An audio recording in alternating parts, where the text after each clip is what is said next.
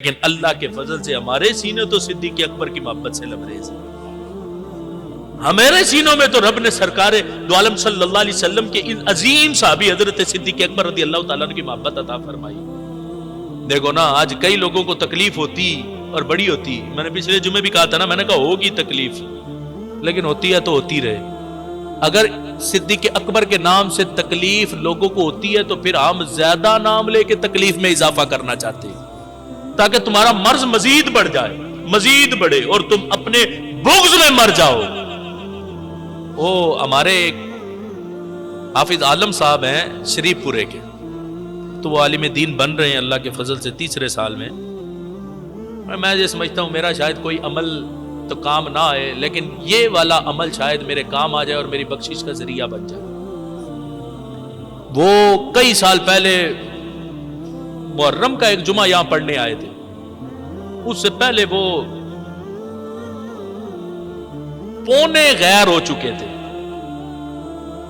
یعنی پونا حصہ ان کا اہل سنت سے بدل چکا تھا.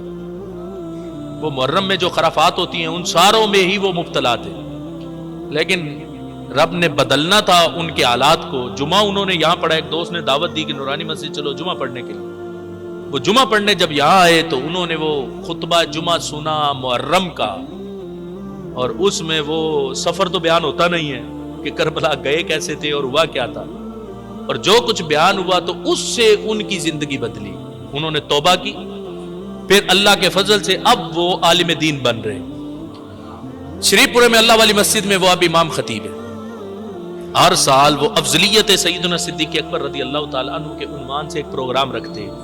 پچھلے سال کی طرح اس سال بھی انہوں نے رکھا، اور ہر سال ان بیچاروں کے لیے مشکلات ان کا سامنا کرنا پڑتا. انہوں نے کل رات بینر لگائے تھے، آج صبح 5:15 بجے وہ بینر سارے پھاڑ دیے گئے، اتار دیے گئے. لیکن آج وہ CCTV کیمروں کا دور ہے، اس سے جب دیکھا گیا تو کس نے بینر پھاڑا تو وہ ایک کوئی آنکھ سے کانا شخص تھا. تو وہ آنکھ سے بینگا تھا، آنکھ سے کانا تھا، وہ دل کا بھی ٹیڑھا ہے، تو اس نے وہ بینر پھاڑے. یعنی یہ حالت ہے، بغض اتنا ہے. چلو ظالموں، تم نے کاٹنا ہے تو میرا نام کاٹو، تمہیں صدیق اکبر کے نام سے کیوں تکلیف ہے؟ خود کو سنی کہلواتے اور صدیق اکبر کے نام سے جلتے. میرا نام پھاڑ دو، گالیاں دینی ہے مجھے دے دو، لیکن صدیق اکبر کا بغض کیوں رکھتے؟ لیکن ہم کہتے ہیں اصل تکلیف کچھ اور ہے. اسی لیے اللہ کے فضل سے وہ پروگرام 11 دسمبر بروز جمعرات کو ہونے والا ہے. ابھی یہ جو اب جمعرات آئے گی، اس جمعرات کو وہ پروگرام ہونا، اور کئی دن پہلوں سے تکلیف شروع ہو جاتی.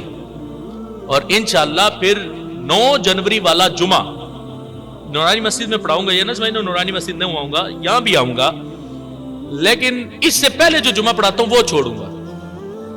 9 جنوری والا جمعہ بھی انشاءاللہ شریف پورہ میں شان حضرت سیدنا امیر معاویہ رضی اللہ تعالی عنہ پر پڑھاؤں گا.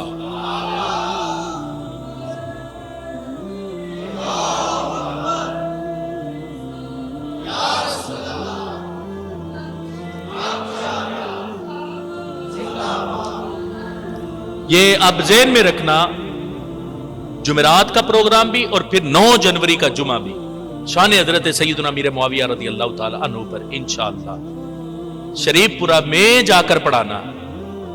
جہاں لوگوں کو تکلیف ہے تو انشاءاللہ ہم بیماریوں کا علاج جانتے ہیں، ہم معالج ہیں اور علاج جانتے ہیں، اور جو مرض آیا نا انشاءاللہ اس کا علاج ہمارے پاس ہے. لیکن یہ ہے کہ آگے مریض صحیح ہو، علاج کروانے کی نیت رکھتا ہو تو پھر علاج ہو سکتا ہے. جس کی نیت ہی نہ ہو تو وہ علاج کیا کروا سکتا ہے؟